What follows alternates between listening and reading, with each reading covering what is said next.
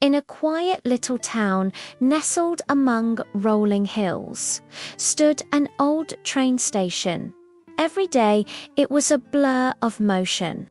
People came and went, a river of hurried footsteps rushing to work, rushing home.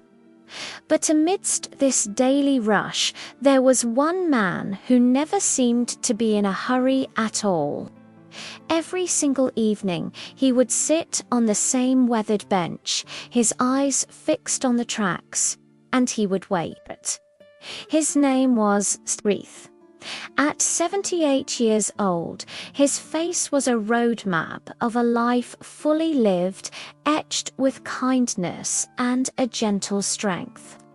He wore simple, clean clothes, and in his hands he always held a small, faded photograph. Every day, without fail, at exactly 5:15 in the evening, he would take his place on that bench and wait. He'd look out at the empty tracks, a soft, knowing smile gracing his lips, as if he could see something the rest of us couldn't. Over time, the people in the town started to notice him. He became a part of the station's scenery, a silent, constant figure. Whispers followed him like shadows. Some would say, "Poor old man, he's lost his mind." Others, with a more romantic notion, would murmur, "He must be waiting for someone." Among the curious onlookers was a young girl, maybe 10 years old, with bright, inquisitive eyes. She watched him day after day, her little mind filled with questions. One afternoon, her curiosity finally won. She slowly, cautiously walked up to the old man, Grandpa. She began in a soft, respectful tone, "Why do you come here every single day?" Grandfather Sereth turned his head, his smile widening as he saw her. "Ah, little one," he said, his voice warm and gentle. "I'm waiting for someone very, very special." The little girl's eyes lit up. "Who?" she asked, leaning in closer. "My wife," he replied, his gaze returning to the tracks. The little girl's face fell with a slight confusion she couldn't yet understand. Because what Grandfather Sereth didn't say, and what everyone else in town already knew, was that his wife had passed away many, many years ago. To understand his vigil, you have to go back in time. 53 years ago, Sereth was a young man, his heart brimming with dreams and his eyes full of fire. It was then that he fell deeply, irrevocably in love with a girl named Saka. Her laughter was like music, and her presence was like sunshine. They were inseparable, their youthful joy painting the town in vibrant colors. You could see them laughing as they held hands, running through the golden rice fields near the river. Their spirits as free as the birds in the sky. The train station, even back then, was their special place. One beautiful evening, as the setting sun painted the sky in hues of orange and pink, they sat on that very same bench. Young Saka turned to him, her expression serious but full of love. "Promise me," she said, her voice a soft melody, "no matter what happens. No matter where life takes us, we will always meet each other here." Young Sereth took her hand in his. "I promise," he vowed, his heart full. Every evening, 5:15 p.m., that station wasn't just wood and steel to them.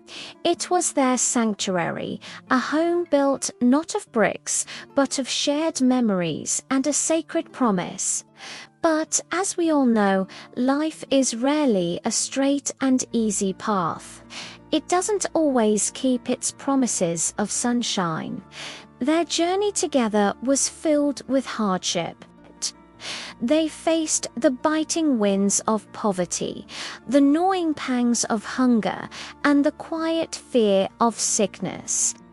There were times when work and circumstance forced them apart for painful stretches, but through every storm, through every difficult moment that tried to tear them apart, their love remained a gentle, unwavering flame. It was the anchor that held them steady in the roughest of seas. Then came the day that would change everything. The bright colors of their life faded into the sterile white of a hospital room. Saka was frail, her breath shallow. Sarith sat by her side, holding her hand, his own life draining away with hers. With the last of her strength, she looked into his eyes, her own voice a fragile whisper. "If I leave first," she said, a tear tracing a path down her cheek, "please. Don't forget our promise." Sarith, his own face wet with tears, squeezed her hand. "I will wait for you," he choked out. "I will wait for you, even if the world forgets me."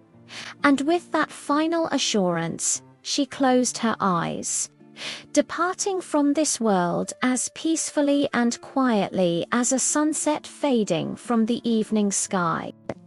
And so we return to the present, to the old man on the bench and the little girl by his side.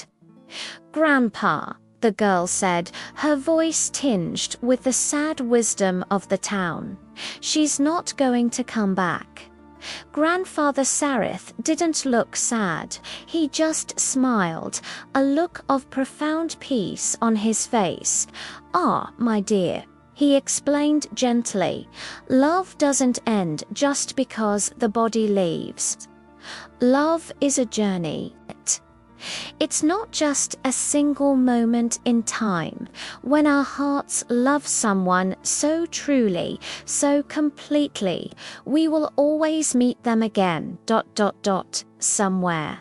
That evening, as the sun dipped below the horizon for the final time that day, a gentle breeze rustled the leaves on the nearby trees. The sky was a vast, quiet canvas of deep purples and blues. The last train of the day rumbled past, its lights cutting through the twilight before disappearing into the distance. As the sound faded, Grandfather Sarith leaned his head back against the bench, a peaceful, contented smile on his lips, and he closed his eyes. Some people in the town, the ones who believed in romance and promises, say that in that quiet moment he finally met her again. The next day, and for all the days that followed, the bench at the station was empty. But someone, perhaps the little girl who finally understood, had placed a single beautiful flower right in the middle of the seat where the old man used to sit. It was a small, silent testament to a great love story. Because true love never really says goodbye. It doesn't have an ending. It simply waits, patiently, until souls can meet again.